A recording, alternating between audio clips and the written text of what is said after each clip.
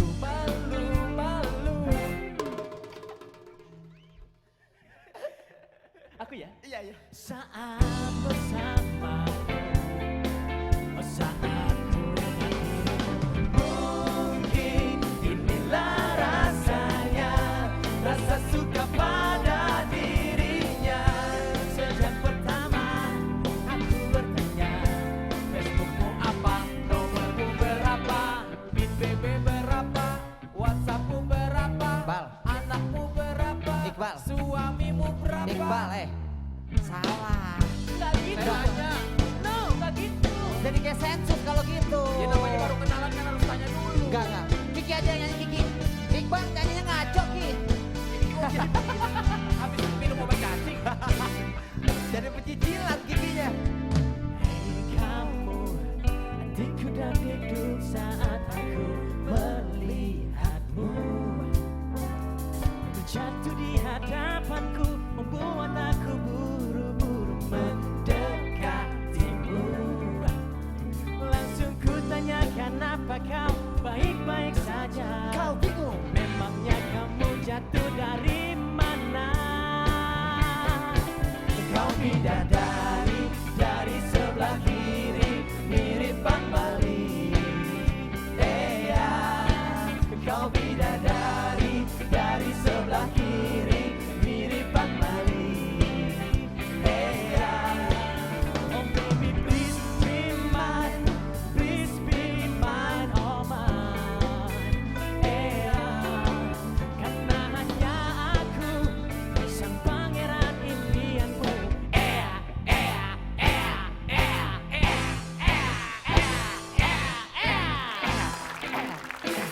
Ya itu dia, kalau kalian udah ketawa-ketawa karena nonton Kokom, sekarang saatnya saya ajakin kalian serius lagi. Jadi hidup tuh harus balance antara bahagia, ketawa, senang, stres, serius ya.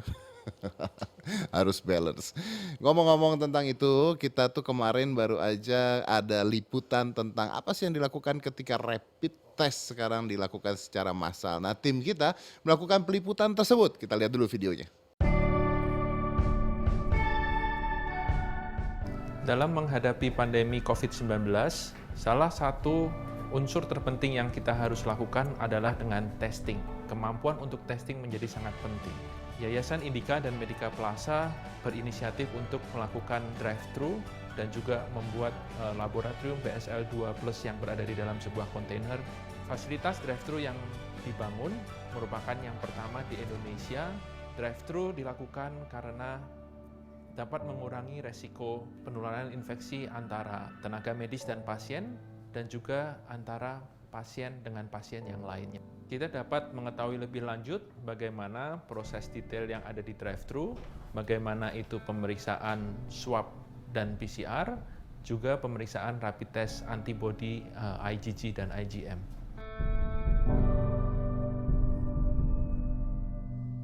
Jadi di fasilitas laboratorium ini ada beberapa pos untuk proses pengambilan sampel. Dimulai dari proses pertama, di mana pasien yang mengendarai kendaraan masuk dan didata secara administratif di sini. Kemudian di pos berikutnya, pasien diminta untuk mengisi data-data melalui mobile phone masing-masing. Kemudian pos yang selanjutnya di mana pasien akan diambil sampel. Jika rapid test, maka akan diambil sampel darahnya. Saya untuk hari ini melakukan rapid test karena dari selama ini kasus bertambah dan kita nggak tahu gejala dari mana. Kemudian saya inisiatif buat ngelakuin rapid test ini. Dan semoga hasilnya negatif semuanya dan kita di Indonesia juga bisa cepat sembuh dari corona COVID-19. Untuk real time PCR, maka akan diambil swab hidung bagian dalam.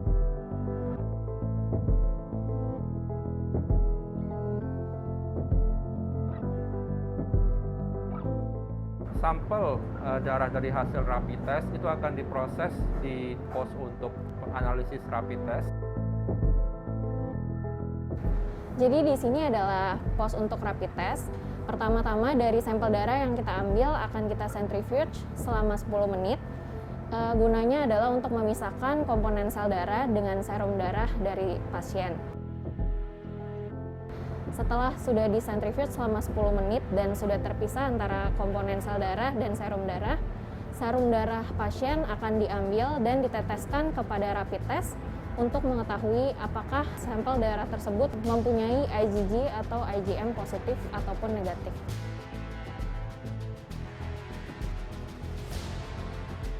Sedangkan sampel untuk real time PCR juga akan dilewatkan di pos ini untuk selanjutnya dimasukkan ke dalam fasilitas laboratorium dengan biosafety level tertentu.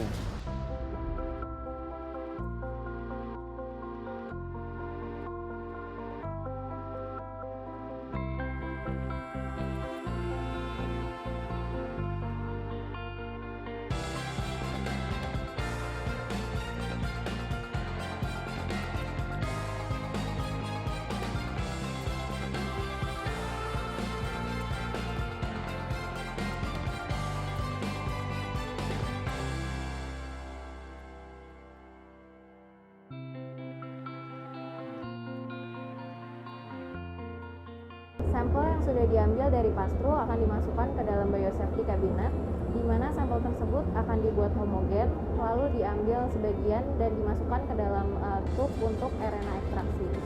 Lalu dimasukkan ke dalam mesin ekstraksi dan ditunggu selama sekitar 1,5 jam. Setelah 1,5 jam, sampel yang sudah diekstraksi akan dimasukkan kembali ke dalam biosafety cabinet dan kita campurkan dengan master mix untuk PCR.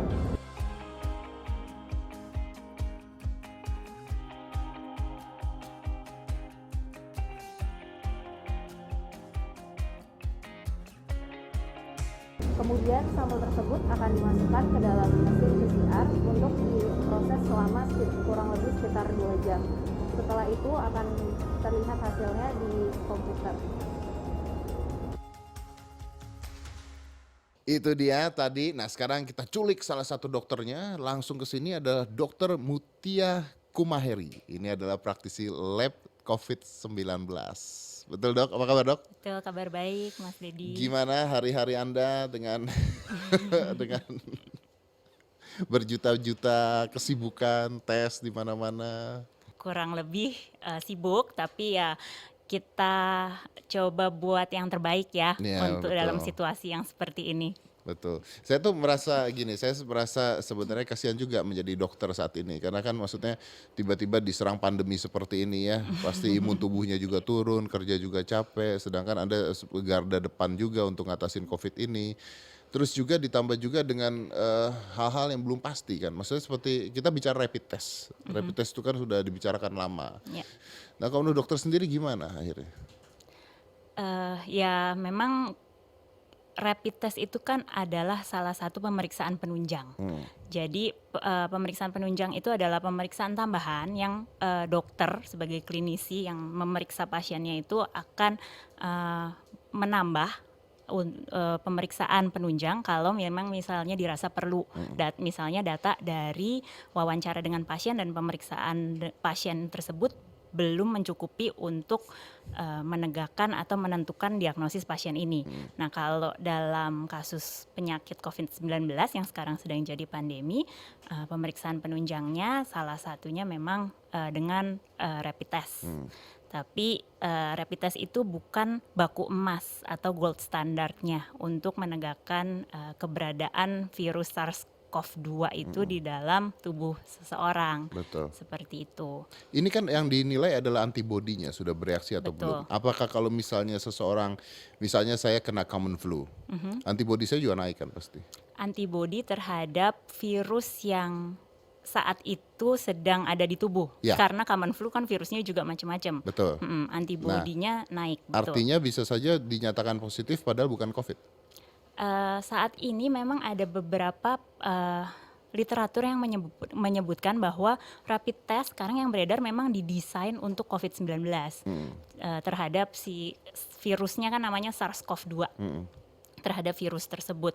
Tapi ada beberapa kondisi di mana dapat terjadi reaksi silang atau cross reaction. Jadi ya mungkin antibodi seseorang terhadap virus flu lainnya atau virus common cold lainnya yang terbaca oleh rapid test itu sebagai SARS-CoV-2. Ya, betul.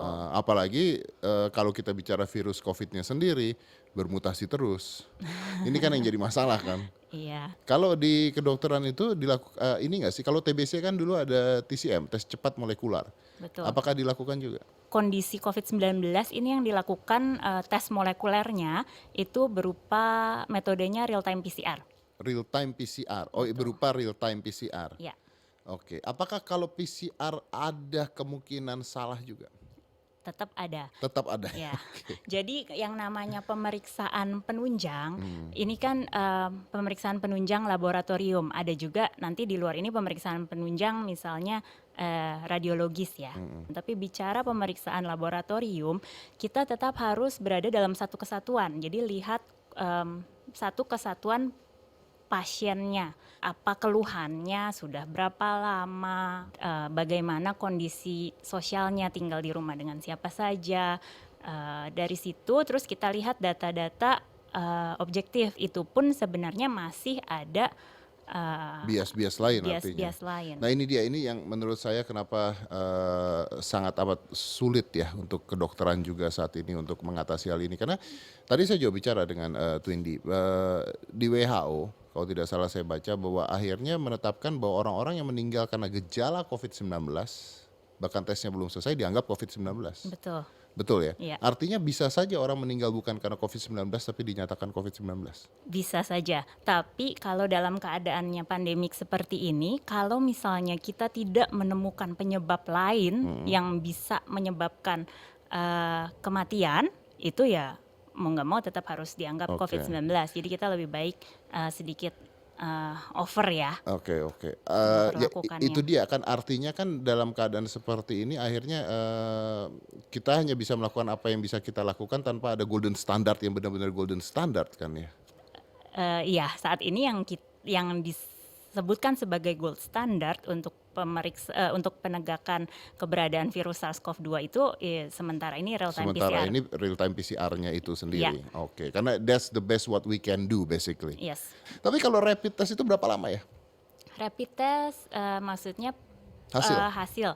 Kalau rapid test karena namanya saja rapid, jadi ya sejak sampel itu diambil, diproses, tergantung sampelnya itu apa. Karena kalau rapid test kan dia bisa darah kapiler yang cuman dari jari ditusuk di ujung doang, jari, ada yang atau harus diambil dari darah vena.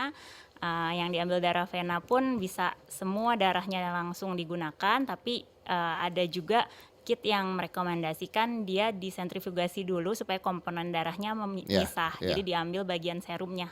Antibodi itu dia adalah bagian dari serum darah. Jadi dipisahkan dulu serumnya itu yang sentrifugasi itu kalau Anda nggak ngerti itu darahnya digoyang terus sampai putih dan merahnya tuh kepisah jadi dua. Iya. Itu biasanya sih sejak ditetes ke alatnya yang seperti disket itu tergantung petunjuk alatnya. Karena Alatnya kan beda-beda? pabrikannya ya alatnya beda-beda. Biasanya sih terbaca dalam 15-20 menit, ada yang mungkin setengah jam. Sesuai Kalau dengan dokter petunjuk. sendiri, sebagai seorang dokter yang bekerja di sana, not you, everyone, every doctor yang bekerja di sana, apakah setiap hari di PCR? Enggak. Enggak. Karena ya kalau setiap hari di PCR kita cuman akan memeriksa petugas. Tapi kan Anda paling mudah terpapar dong. Tapi kan kita sudah siap dengan. Tapi kan ada banyak dokter-dokter juga yang tetap terpapar. Ya memang.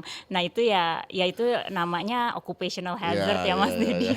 Jadi ya gimana caranya kalau occupational hazard ya kita kalau bisa eliminasi bahayanya itu ya kan nggak mungkin ini lagi pandemi gitu kita nggak mungkin bisa eliminasi. Paling ketika ada gejala-gejala baru stres tuh ya berarti ya. Ya kita melindungi diri kita dengan protokol yang serigid mungkin gitu. Ya saat ini memang pemerintah BNPB yang juga sebagai gugus tugas nasional yang COVID-19 juga sedang berupaya untuk bisa meningkatkan kapasitas tes COVID-19. Yang mana? PCR atau PCR. PCR ya? Iya. Oke, baik. Oke, ini mudah-mudahan bisa berjalan dengan baik ya, karena memang golden standardnya is PCR bukan rapid test ya. Jadi Iya. semakin banyak PCR, semakin baik dan semakin bagus sebenarnya ya. Jadi kita bisa lihat lah seperti apa ke depannya. Tapi ya memang benar kalau ya memang nggak ada yang bisa juga menjawab pertanyaan seperti itu ya, kalau sampai kapan, terus kalau misalnya dibuka lagi dan sebagainya, selama virusnya belum hilang maka resikonya masih tetap ada, basically seperti itu ya dok Iya. ya. Oke dokter terima kasih banyak udah bagi-bagi cerita sama saya. Terima Oke kasih, Mas terima Dedi. kasih. Sama-sama. Nanti setelah ini akan ada astronot. Apa hubungannya dengan COVID-19? Tapi ada hubungannya. Ada hubungannya. Jadi kalian tunggu, jangan mana-mana, tetap di Jendela Ramadan Indonesia.